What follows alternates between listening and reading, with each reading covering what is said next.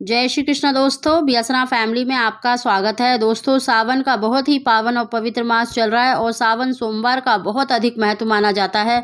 दोस्तों, इस बार सावन के महीने में बहुत ही दुर्लभ योग भी बनने जा रहा है, जिसके कारण 9 भाग्यशाली राशियों को संतान सुख के साथ साथ पुत्र प्राप्ति के योग भी बन रहे हैं। अगर इस सर्वार्थ सिद्ध योग में अगर आप सावन सोमवार में आप किसी भी सोमवार के दिन कर सकते हैं, पहले सोमवार में, दूसरे, तीसरे या चौथे सोमवार में आपको अगर एक वस्तु शिवलिंग पर चढ़ाकर अगर स्त्री 5 दिन खा लेती है तो यकीन मानिए आपको निश्चित ही मन वांछित संतान की प्राप्ति होगी।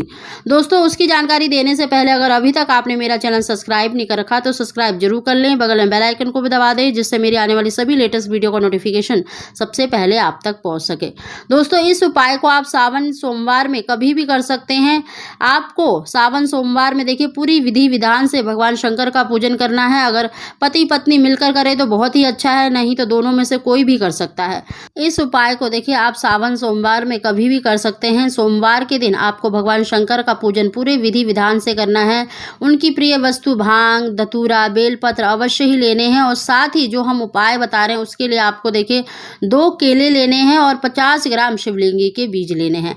और साथ ही देखिए पंचामृत से आपको भगवान शंकर का पूजन करना है। पंचामृत में आप गाय का दूध, दही, घी, शक्कर, गंगा जल इस तरह से मिलाकर आप चाहे तो 1 लोटा बना सकते हैं, नहीं तो आप 1 बाल्टी में बनाकर आप शिवलिंग का अभिषेक कर सकते हैं। सबसे पहले देखिए गणेश जी पर थोड़ा सा जल चढ़ाएं ओम गणेशाय कहते हुए, और उसके बाद शिव परिवार पर थोड़ा थोड़ा जल चढ़ाएं और शिवलिंग पर पतली सी धार करते हुए शिवलिंग पर आपको ओम नमः शिवाय कहते हुए जल अर्पित करना है। इस तरह से जल अर्पित करें, उसके बाद शुद्ध जल से स्नान कराएं, चंदन तिलक अवश्य लगाएं, अक्षत भी अवश्य चढ़ाएं और अगर आप जो भी वस्तु ले गए हैं भांग धतूरा वो अवश्य ही ओम नमः शिवाय कहते हुए शिवलिंग पर चढ़ाएं।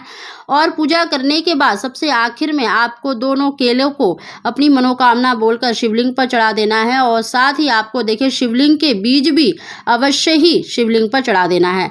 आप उन 50 ग्राम शिवलिंग के बीज में से थोड़े से बीज लेकर आपको शिवलिंग पर अवश्य ही अर्पित कर देना है। धूप दीप जलाकर भगवान शंकर की आरती और माता पार्वती की आरती अवश्य ही करें और अपनी मनोकामना भगवान शंकर के सामने तो अवश्य बोलें और साथ ही नंदी जी के बाएं कान में भी आपको अपनी मनोकामना अवश्य ही बोलनी है।